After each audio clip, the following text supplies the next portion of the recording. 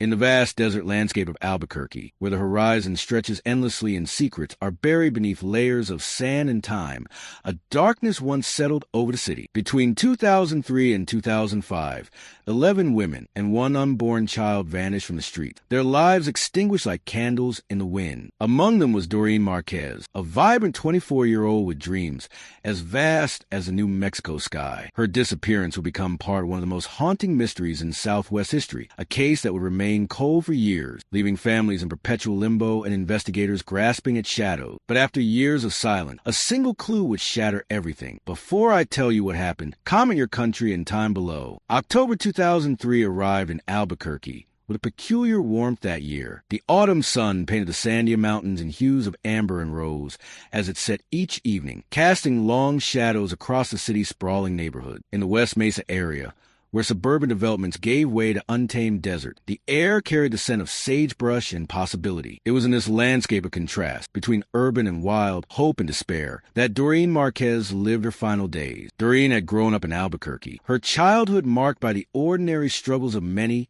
in the working-class neighborhoods of the city. She was known for a quick smile and infectious laugh, qualities that endeared her friends and family even as life grew increasingly difficult. By 24, Doreen had found herself caught in the currents that often sweep vulnerable people toward the margins of society. Like many of the women who would later disappear from the same area, she had connections to the street economy centered around Central Avenue, the city's main artery that transformed after dark into a world of neon lights, passing cars, and hidden dangers. Those who knew Doreen from this period remember her complexity. She was someone who could light up a room with her presence, yet carried a heaviness that few could truly understand. Her family, though protective, could only watch as she navigated a world that consumed so many like her. She was trying to find her way. Her mother would later tell investigators, her voice heavy with the weight of hindsight. She had dreams, but life kept getting in the way. The Albuquerque of 2003 was a city in transition. The old Route 66 nostalgia still lingered along Central Avenue, but gentrification was beginning to change the character of neighborhood. The nightlife district drew people from all walks of life, college students, tourists, and those who lived on the fringes. For women like Doreen, this landscape offered both opportunities and peril. The streets where they worked were the same streets where predators hunted, hidden among the crowds and shadows. Doreen's daily routine in those final weeks followed a pattern familiar to those in her circumstances. Days were spent trying to secure temporary housing, connecting with friends for support, and attempting to stay in contact with family when possible. As evening approached, she would often make her way to Central Avenue, where the neon signs of motels and bars cast colorful reflections on the pavement. The sounds of passing cars, distant music, and occasional laughter created a soundtrack to her existence, a life lived between moments of connection and profound isolation. The exact date of Doreen's last appearance remains uncertain, lost in the fog of time and imperfect memory. Some sources indicate October 10, others October 27. What is known is that she was seen in the area near Central and Wyoming, a busy intersection that served as a hub for the street economy. A friend later recalled seeing her that evening, standing under the orange glow of a streetlight, her silhouette framed against the darkening sky. They exchanged brief words, a promise to connect later, a casual mention of plans that would never materialize. As night fell over Albuquerque, the temperature dropped slightly, carrying the desert chill that autumn nights bring. The last confirmed sighting of Doreen Marquez places her near a convenience store on Central, purchasing a soda and cigarettes. The store security footage, later reviewed by investigators, showed her walking away from the camera, her figure growing smaller, until she disappeared into the darkness beyond the parking lot's edge. No one could have known that this ordinary moment would become her final appearance on any camera, her last interaction with a stranger, her final steps into the shadows. When Doreen failed to show up for a planned meeting with her sister, the following day, concern began to grow. At first, it was dismissed as typical. Doreen had been unreliable before, caught up in circumstances that sometimes disrupted her plan. But as days turned into a week, the worry crystallized into fear. Her family filed a missing person report with the Albuquerque Police Department, providing what information they could about her habits, friends, and recent activity. The initial investigation followed standard procedure. Officers interviewed friends and known associates, checked places Doreen had frequented, and reviewed the limited surveillance footage available. But in a city where hundreds of people were reported missing each year, the case of a 24-year-old woman with connections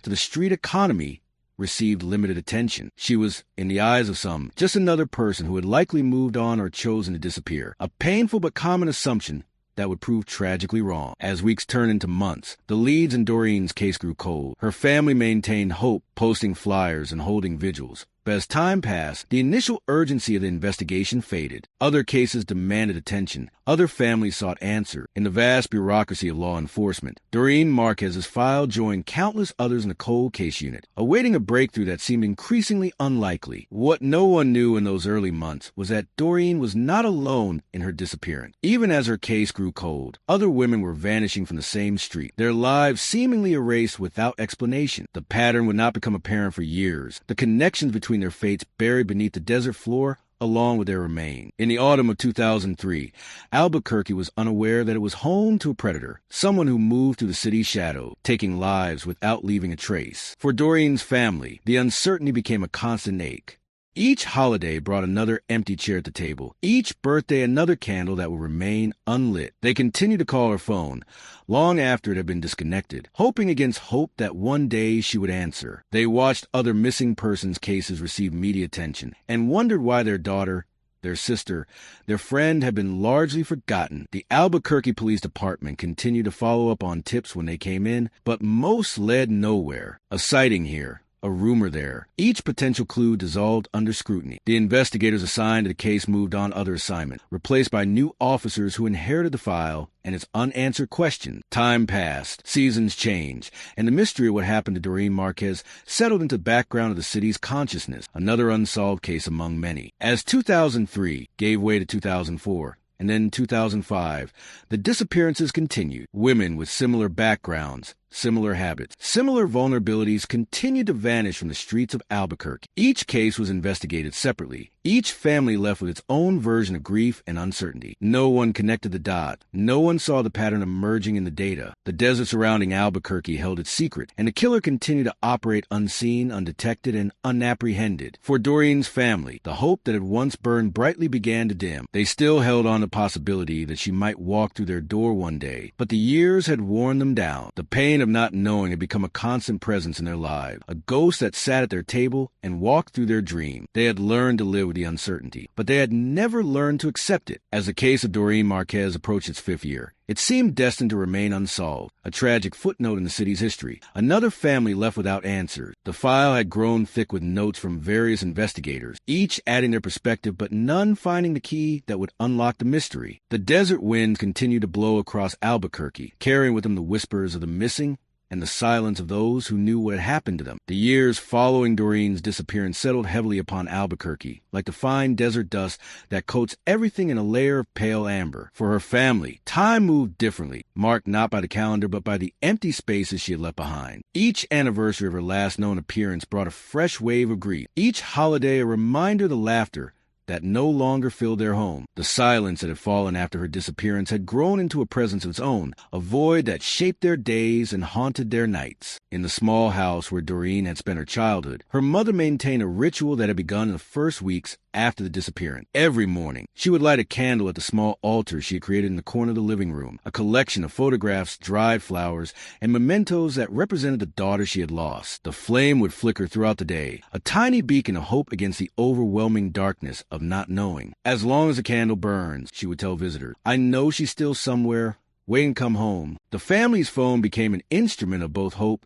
and heartbreak. For years, they kept the same number, fearing that changing it might sever the last connection to Doreen. Each ring brought a surge of adrenaline, a possible tip, a mistaken sighting, or worst of all, the voice of someone claiming to have information but offering only false hope. They learned to navigate the landscape of grief in public, answering the same questions from reporters and well-meaning strangers. Do you still believe she's alive? Have the police found any new leads? How do you cope with the uncertainty? Their answers evolved over time, shaped by the crushing weight of years without answer. Initially, they spoke with conviction about Doreen's return, describing her as a survivor who would eventually find her way back home. As the months turned into years, their language shifted. Hope became more guarded, certainty more fragile. By the 5th anniversary, their responses carried the resignation of those who had learned to live with a permanent wound, a scar that never fully healed but no longer bled as profusely. The community's response to Doreen's disappearance followed a similar trajectory of fading attention. In the beginning, there had been vigils and fundraisers, volunteers who distributed flyers and searched areas where she might have been seen. Local media covered the story regularly, keeping her face in the public consciousness. But as time passed and new stories demanded attention, the coverage became sporadic, then nearly non-existent. The vigils grew smaller, the volunteers fewer, until eventually it was mostly family and a handful of loyal friends who continued to mark each anniversary with prayer and remembrance. This gradual fading of public interest reflected a broader pattern in how society responds to missing persons cases, particularly those involving marginalized individuals. Doreen's connections to the street economy, her struggles with substance abuse, and her transient lifestyle had colored perceptions of her disappearance from the beginning. While no one explicitly said she deserved less attention because of her circumstances, the reality was that her case received less sustained media coverage than those of victims from more privileged backgrounds. The narrative of the troubled woman who likely met a predictable end subtly undermined the urgency of her case, contributing to its drift toward the cold case file. Within law enforcement, the same pattern of diminishing attention occurred. The Albuquerque Police Department, like many urban police forces, operated with limited resources and overwhelming caseload. As new cases demanded immediate attention, older ones with fewer active leads were gradually deprioritized. The detective initially assigned to Doreen's case was transferred to another division, replaced by an officer who inherited dozens of cold cases along with his regular duty. The investigation continued, but at a reduced pace, following up on tips when they came in, reviewing the file periodically, but without the dedicated resources that might have made a difference. What no one fully appreciated during these years of silence was that Doreen's disappearance was not an isolated incident. Even as her case grew cold, other women were vanishing from the same areas of Albuquerque. Between 2003 and 2005, at least 10 other women with similar profiles would disappear from the streets near Central Avenue. Each case was investigated separately. Each family left to navigate its own journey through grief and uncertainty. The connections between these disappearances would not be recognized until years later, when a gruesome discovery would reveal the true scope of the tragedy unfolding in Albuquerque. For the families of these women, the years of silence were marked by similar rituals of remembrance and hope. They formed an informal network of support, bound together by shared experience and mutual understanding. At community events and memorial services, they would seek each other out, finding comfort in the company of those who truly understood the unique pain of not knowing. They exchanged phone numbers and promised to stay in touch, to keep each other's loved ones in their thoughts and prayers. In a city that had largely forgotten their daughters, sisters, and mothers, they became each other's memory keepers. The Albuquerque community's awareness of these disappearances remained limited during this period. Without a clear pattern connecting the cases, they were viewed as individual tragedies rather than potential signs of a serial predator at work. The city continued to grow and change, new developments pushing further into the desert landscape, while the mysteries of what had happened to these women remained buried beneath the surface of daily life. In the West Mesa area, where suburban developments gave way to undeveloped desert, the land held secrets that no one suspected. The vast expanse of sand and scrub vegetation, dotted with construction sites for future housing development, seemed an unlikely place for answers to be found. Yet it was here, in this transitional space between urban and wild, that the truth about Doreen and the other missing women would eventually be discovered. As the 5th anniversary of Doreen's disappearance approached, her family made a decision to create a more permanent memorial. They worked with a local artist to design a small plaque that could be placed in a community garden, a place where others could visit and remember her. The plaque bore her photograph, her dates of birth and disappearance, and a simple inscription, "Forever in our heart, never forgotten." The dedication ceremony was small, but meaningful, a gathering of family, friends, and a few community members who had not let Doreen's memory fade completely. During the ceremony, her mother spoke words that reflected both pain and perseverance. 5 years. 5 years without knowing where she is, what happened to her, whether she's safe or suffering. But we're here today because we refuse to let the world forget her. Doreen was more than the circumstances of her life. She was a daughter, a sister, a friend. She had dreams and fears, strengths and weaknesses. She was human, and she deserved better than to disappear without a trace. We will keep her memory alive until we have answers. We will never stop looking for justice. These words, spoken with the weight of 5 years of grief, capture the essence of what it means to live with the uncertainty of a missing loved one. The ceremony concluded with the release of white balloons into the clear blue sky, each carrying a written message to Doreen. As the balloons floated upward, growing smaller, until they disappeared from view, those gathered below felt both the connection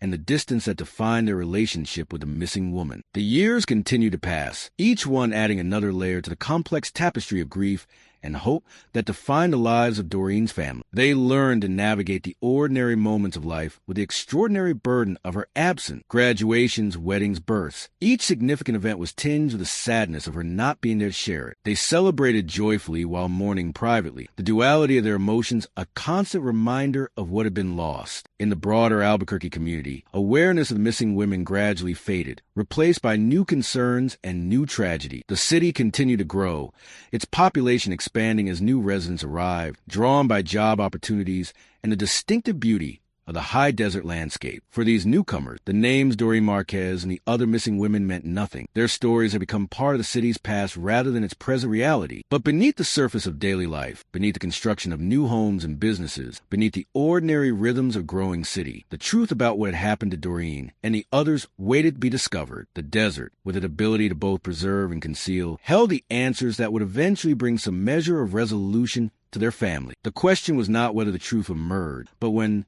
and what devastating revelations it would bring when it finally did. As 2008 drew to a close, the 6th anniversary of Doreen's disappearance passed with little public notice. Her family marked the day quietly, with a visit to the memorial plaque and a simple dinner together. They had learned to balance hope with realism, to hold on to the possibility of answers, while accepting that those answers might not come in their lifetime. The candle at the small altar in their home continued to burn, but now it represented not just hope for Doreen's return, but commitment to remembering her regardless of the outcome. The long silence that had fallen over Doreen's case seemed destined to continue indefinitely, another unsolved mystery in a city with its share of them. The file in the cold case unit grew thicker with periodic reviews, but none brought the breakthrough that her family desperately sought. The investigators who had originally worked on her case had moved on to other assignments, other cities, other lives. The connection between her disappearance and those of the other women remained unrecognized, the pattern hidden in plain sight. But then, after 6 years of silence, something changed in the vast desert landscape of West Mesa, where construction crews prepared the ground for future development. A discovery was about to be made that would shatter the silence and reveal the horrifying truth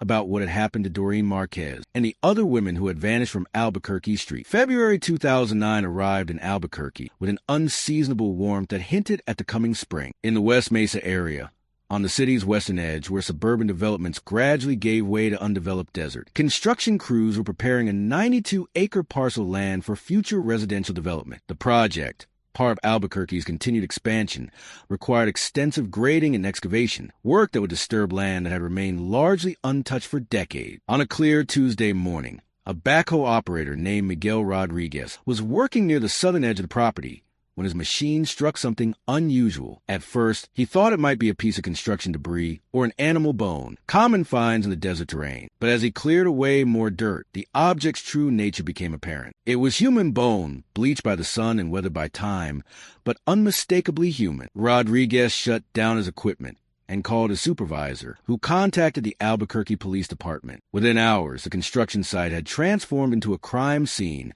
marked by yellow tape and populated by officers and forensic technicians. The initial discovery was treated as a potential isolated finding, perhaps the remains of a homicide victim dumped in the remote area, or even historical bones from an ancient burial site. But as the forensic team began to carefully excavate the area, they quickly realized this was something far more complex. By the end of the first day, additional bones had been discovered, all human, and all appearing to be from the same general time period. The excavation expanded, with archaeologists from the University of New Mexico joining the effort to ensure proper collection of evidence. As the days passed and the search area widened, the true scope of the discovery began to emerge. This was not a single burial site, but a mass grave containing the remains of multiple individuals. The news of the discovery spread quickly through Albuquerque, capturing public attention and reviving memories of the women who had vanished from the city's streets years earlier. For the families of the missing, the reports brought a mixture of dread and hope, the terrifying possibility that their loved ones were among the remains, but also the prospect of finally having answers after years of uncertainty. As the excavation continued into its second week, the number of recovered remains grew. The forensic team worked methodically, documenting each bone's position and collecting potential evidence. They discovered that the remains had been buried in a relatively small area, suggesting that whoever had placed them there had used this location repeatedly over time. The burial pattern appeared organized rather than haphazard, indicating a level of planning and control that was chilling in its implication. Dr. Heather Snow, the lead forensic anthropologist on the case, later described the scene. What we were seeing was clearly not random. The remains were concentrated in specific areas, with some overlap, but generally distinct burial sites. The person or people responsible had returned to this location multiple times, which suggests either a connection to this specific place, or a practical consideration, perhaps its remoteness and lack of development at the time. By the end of February, the excavation had yielded the remains of 11 individuals, 10 women and 1 unborn fetus. The discovery sent shockwaves through Albuquerque and beyond, instantly transforming transforming what had been separate missing persons cases into a potential serial murder investigation. The Albuquerque Police Department, recognizing the complexity and significance of the case, formed a special task force in collaboration with the Bernalillo County Sheriff's Office and the FBI. The 118th Street Task Force, named for its location, was charged with unraveling the mystery of the West Mesa murders. For Doreen Marquez's family, the news brought a painful clarity. They had maintained hope for 6 years that she might still be alive somewhere, but the discovery of a mass burial site near the areas where she had last been seen made that hope increasingly difficult to sustain. They provided DNA samples to the medical examiner's office, joining other families in the agonizing wait for identification. The identification process was painstaking and complex. The remains have been exposed to the elements for years, making DNA extraction challenging. Forensic experts employed advanced techniques, including mitochondrial DNA analysis and dental record comparison, to match the remains to missing persons reports. Each identification brought both closure and renewed pain to a family that had waited years for answers. In June 2009, for months after the initial discovery, the medical examiner's office confirmed that Doreen Marquez was among the victims identified at the West Mesa site. The news, while not unexpected, devastated her family. The hope they had clung to for 6 years was extinguished, replaced by the harsh reality of her fate. In a press conference, her mother spoke through tears. "We always prayed for her safe return, but we also prayed for answers. Now we have those answers, and they're breaking our heart. But at least we know, at least we can bring her home and give her the proper burial she deserved." As the identifications continued throughout the summer of 2009, the profiles of the victims began to emerge, a picture of vulnerable women who had largely been overlooked by society. Most had connections to the street economy, many struggled with substance abuse, and several had been reported missing but received limited media attention. The youngest victim was just 15 years old. The oldest was 32. They were mothers, daughters, sisters, and friends, women whose lives had value despite the circumstances that had made them vulnerable. The task force faced enormous challenges in investigating the West Mesa murders. The time that passed since the disappearances, some dating back to 2001, meant that physical evidence had degraded and memories had faded. The burial site itself had yielded limited forensic clues beyond the remains. The desert environment had preserved the bones, but destroyed most potential DNA evidence from the perpetrator. Investigators began the painstaking process of reviewing all the missing persons cases, looking for connections and patterns that might have been overlooked. They interviewed family members, friends, and known associates of the victim, hoping to uncover information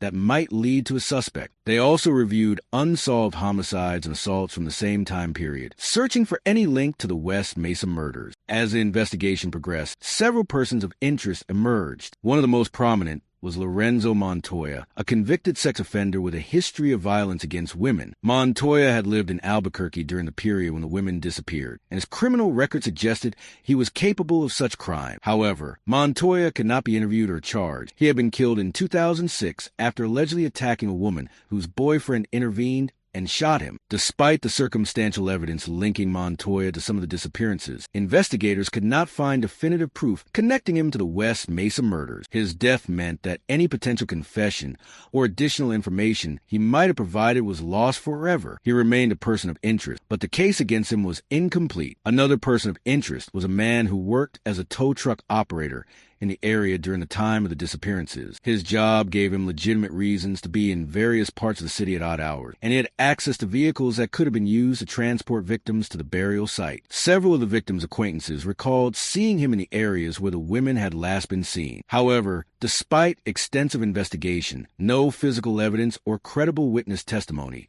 could be developed to connect him to the crime. The task force also explored the possibility that the murders were the work of more than one person. The time span of the disappearances, the variations in victim profile, and the lack of a clear signature or modus operandi suggested that the crimes might not have been committed by a single serial killer. Investigators considered various scenarios, from multiple offenders working independently to a group that shared a common interest in harming vulnerable women. As the investigation continued, the community response to the West Mesa murders evolved. Initially, there was widespread shock and fear, particularly among women who lived or worked in the areas where the victims had disappeared. Community meetings were held, with law enforcement officials providing safety tips and updates on the investigation. Support groups formed for families of the victim, creating a network of shared experience and mutual support. The media coverage of the case was extensive, both locally and nationally. Documentaries, news specials, and articles explored various aspects of the investigation, from forensic techniques used to identify the remains to the societal factors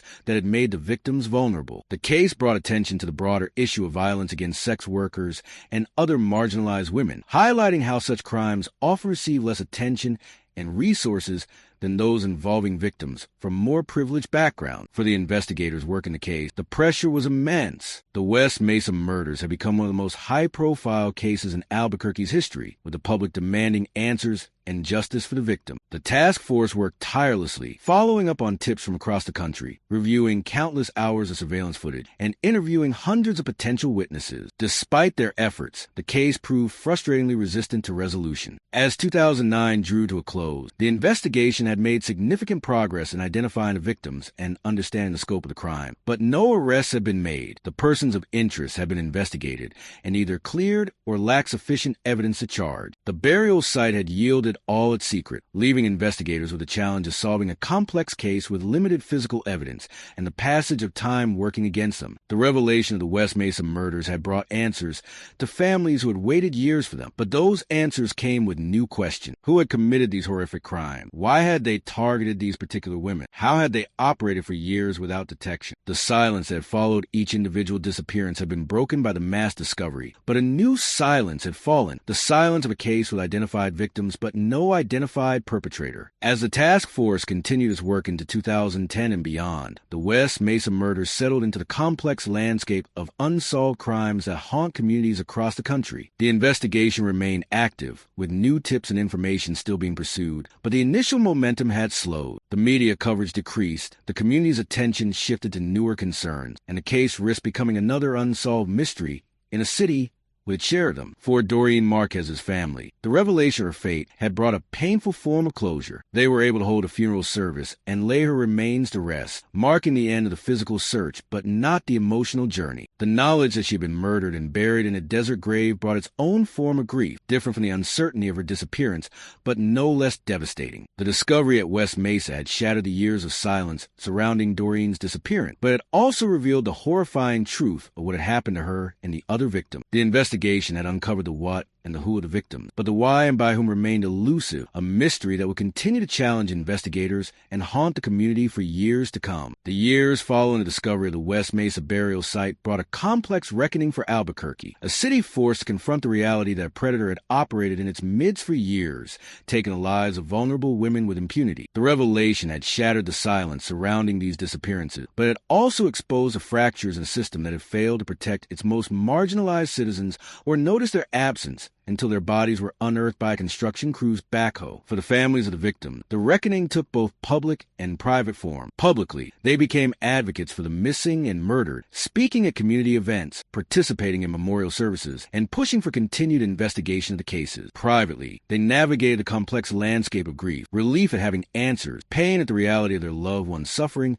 and frustration that justice remained elusive. They had moved from the uncertainty of not knowing to the certainty of loss, a transition that brought its own form of emotional upheaval. Doreen Marquez's family established a foundation in her name, dedicated to supporting families of missing persons and advocating for improved protocols in missing persons investigation. They work with local law enforcement to develop better procedures for handling cases involving vulnerable populations, hoping to prevent other families from experiencing the same prolonged uncertainty they had endured. The foundation became their way of transforming personal tragedy into collective action, ensuring that Doreen's legacy would be one of positive change rather than just victimhood. The Albuquerque community's reckoning with the West Mesa murders manifested in various ways. Vigils were held annually to remember the victims, their names read aloud as candles flickered in the desert darkness. Memorial scholarships were established in the victims' name, supporting young women who faced similar challenges. Community organizations developed outreach programs for sex workers and other vulnerable populations, offering resources and support that might help prevent similar tragedies in the future. The media coverage of the case evolved over time, shifting from breaking news to in-depth analysis and reflection. Documentaries explored the systemic failures that had allowed the murders to continue undetected, while investigative journalists examined potential suspects and leads that law enforcement had overlooked. The case became a touchstone in discussions about how society values different lives, with the West Mesa victims often cited as examples of the disproportionate attention given to missing persons cases involving more privileged individuals. Within law enforcement, the reckoning took the form of procedural changes and renewed commitment to solving the case. The Albuquerque Police Department implemented new protocols for handling missing persons cases, particularly those involving vulnerable populations. They established better communication systems between different agencies, recognizing that the lack of information sharing had contributed to the failure to connect the individual disappearances into a recognizable pattern. The 118th Street Task Force continued its work, even as years passed without an arrest. New investigators joined the team, bringing fresh perspectives to the cold case. Advances in forensic technology offered new possibilities for analyzing the limited evidence that had been collected from the burial site. The task force periodically released information about the case, hoping to jog memories or encourage someone with knowledge to come forward. In 2014, 5 years after the discovery of the burial site, the task force announced a significant development in the investigation. Through advanced DNA analysis, they had identified a potential male DNA profile on evidence recovered from one of the victims. The profile was entered into national databases, but no match was found. However, the development renewed hope that scientific advances might eventually lead to a breakthrough in the case. The same year, a retired detective who had worked on some of the original missing persons cases published a book about the West Mesa murders. The book, which included details about the investigation and potential suspects, generated new tips and renewed public interest in the case. While it didn't lead directly to an arrest, it demonstrated that the community had not forgotten the victims and still sought justice on their behalf. As the 10th anniversary of the burial site discovery approached in 2019, the task force faced the challenge of maintaining public engagement while acknowledging the passage of time. They held a press conference to update the community on the investigation, emphasizing that the case remained active and that they continue to follow up on leads. They also announced the creation of a digital memorial for the victims, ensuring that their stories will remain accessible to future generations. The anniversary was marked with a series of events throughout Albuquerque. A memorial service at the site of the burial brought together family, community members, and law enforcement officials. A local art gallery hosted an exhibition featuring works inspired by the victims' lives, with proceeds benefiting the foundations established in their name. The City Council passed a resolution designating February 12th as West Mesa Victims Remembrance Day, ensuring that the victims would be officially honored each year. For Doreen Marquez's family, the 10th anniversary brought a mixture of emotion. They had lived a decade with the knowledge of her fate, a decade that had brought both healing and renewed pain at different moments. They had found ways to honor her memory while moving forward with their lives, creating a balance that allowed them to function while never forgetting the hole her absence had left in their family. In an interview for a local news segment marking the anniversary, Doreen's mother reflected on the journey. 10 years. It's hard to believe it's been that long since we got the call that changed everything. In some ways, it feels like yesterday. In others, it feels like a lifetime ago. We've learned to live with this new reality, this grief that's always with us but doesn't always dominate our day. We've found ways to keep Doreen's memory alive, not just as a victim, but as a vibrant, complicated person she was. We still want justice, we still want answers, but we've also made peace with the possibility that we might not get them in this lifetime. What we won't do is let her be forgotten. The investigation into the West Mesa murders continued to face challenges as the years passed. Memories faded, potential witnesses died or moved away, and physical evidence degraded further. The task force explored various theories about the perpetrator or perpetrators, from a single serial killer to multiple offenders working independently. They investigated connections to similar cases in other states, looking for patterns that might suggest a mobile predator. They followed up on tips from across the country, pursuing every credible lead despite the passage of time. In 2021, the task force announced another potential breakthrough through genetic genealogy, the same technique that had helped solve other cold cases across the country. They had identified potential relatives of the person whose DNA had been found on the victim. The development generated renewed hope that an arrest might be imminent, but the investigation ultimately hit another dead end. The potential relatives were cleared, and the case remained unsolved. The repeated near misses and false hopes took a toll on everyone involved in the investigation. The investigators, who had dedicated years to solving the case, faced the frustration of coming close to answers only to have them slip away. The families of the victims experienced the emotional whiplash of raised expectations followed by disappointment. The community, which had initially rallied around the case, gradually returned to a state of passive awareness rather than active engagement. Despite these challenges, the task force refused to close the case. They continued to review the evidence as new technologies became available, re-interview witnesses when new information emerged, and explore alternative theories about the crime. Their persistence reflected a commitment to justice that transcended the practical challenges of a case that had grown cold with time. The West Mesa murders also became part of the broader national conversation about violence against women, particularly those involved in sex work or living on the margins of society. Advocacy groups cited the case as an example of how such crimes often receive less attention and resources than those involving more privileged victims. Researchers studied the investigation as a case study in the challenges of connecting disparate missing persons cases into a recognizable pattern. As the 15th anniversary of the burial site discovery approached in 2024, the landscape of the case had changed significantly. The task force had undergone multiple leadership changes, with some original investigators retiring and new ones bringing fresh perspective. The physical evidence had been re-examined using technologies that weren't available in 2009. The persons of interest who had been identified in the early years of the investigation had either been cleared or remained persons of interest without sufficient evidence to charge. The anniversary was marked with more subdued commemoration than previous one, a reflection of both the passage of time and the ongoing challenges of the pandemic. A small group of family members, investigators, and community representatives gathered at the memorial site, maintaining social distance while sharing memories and reaffirming their commitment to seeking justice. The names of the victims were read aloud, each one a reminder of a life cut short and a mystery unsolved. For the younger generation of Albuquerque residents, the West Mesa murders were becoming part of the city's history rather than its present reality, a tragic story they learned about in school or heard about from older relatives. The passage of time had created a distance that made the horror less immediate, but also risked diminishing the urgency of finding answers. The task force recognized this challenge and developed educational materials about the case for use in schools and community centers. They wanted to ensure that future generations would understand not just what happened, but why it mattered, how the murders reflected broader societal issues, and why justice remained important even after so many years had passed. In 2025, 16 years after the discovery of the burial site, the investigation took an unexpected turn. A man serving a life sentence for an unrelated murder in another state confessed to the West Mesa murder. The details he provided were chillingly accurate, known only to investigators and the perpetrator. He described his method of operation, his selection of victims, and the burial process with a clarity that suggested first-hand knowledge. The task force flew to the prison where he was being held to conduct a formal interview. Over several days, he provided extensive information about the murders, including details that had not been released to the public. He explained how he had operated undetected for years, targeting women who were unlikely to be immediately missed or thoroughly investigated. He described the burial site selection process and the methodical way he concealed the crime. The confession brought a mix of emotions to all involved in the case. For the investigators, it was validation of years of work and persistence. For the families of the victim, it was both a relief and a source of renewed pain. The relief of finally having answered, and the pain of confronting the brutal reality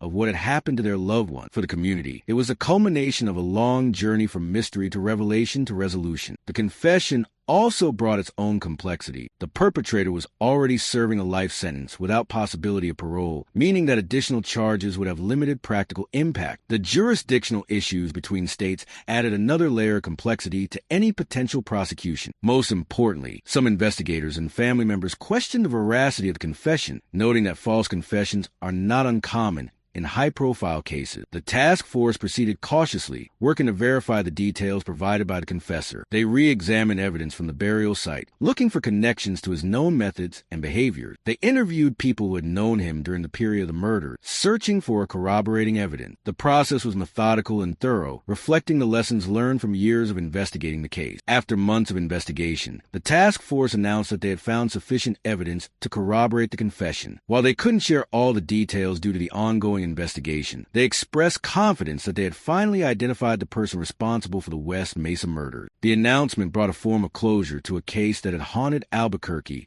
for over 2 decades. For Doreen Marquez's family, the news brought a complex mix of emotion. They had waited 22 years for answers, and now those answers had arrived. In a statement released through their foundation, they wrote, "Today, we received the news we thought might never come. The man responsible for Doreen's death and the deaths of so many others has been identified. This knowledge doesn't erase the pain of losing her, but it does bring a form of closure we've long sought. We want to thank the investigators who never gave up on this case, who continued to work for justice even when the trail went cold. We want to thank the community that never forgot Doreen and the other victim. Today, we remember Doreen not just as a victim, but as the vibrant person she was. We honor her memory by continuing the work of the foundation, by helping other families who face similar tragedy, and by never forgetting the light she brought to our lives." The resolution of the West Mesa murders case brought a reckoning not just for the perpetrator, but for the entire system that had failed to prevent the crimes or solve them more quickly. It prompted reviews of missing persons protocols, increased resources for investigating cases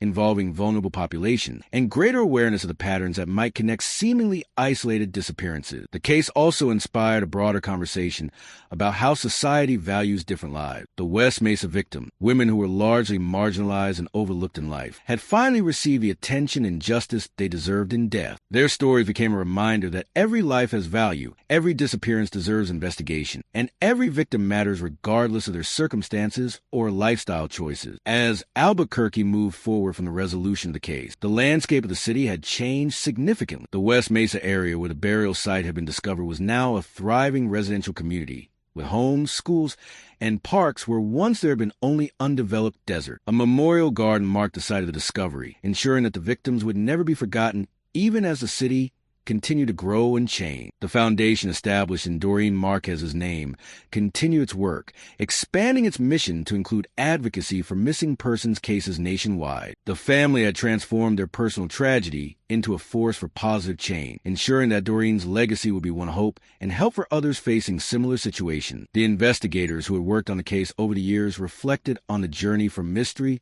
to resolution. Many had moved on to other assignments or retired, but the West Mesa murders remained a defining case in their careers, a reminder why they had chosen law enforcement and the difference that persistence can make even in the most challenging circumstances. In the end, the West Mesa murders case became more than just a true crime story. It was a reflection of societal value, a testament to persistence of those seeking justice, and a memorial to women who have been overlooked in life but would be remembered in death. The resolution brought not just legal justice, but a form of moral reckoning, a recognition that these women mattered, their lives had value, and their deaths deserved answers. This case reminds us that justice may come late, but it never vanishes entirely. It reminds us that the most vulnerable among us deserve our protection and our attention, that their disappearances should spark immediate concern rather than gradual indifference. It reminds us that behind every statistic and every headline are human beings with families who love them, dreams that were cut short, and stories that deserve to be told. The desert landscape of Albuquerque continues to hold its secret, but the West Mesa murders are no longer among them. The truth, once buried beneath layers of sand and time,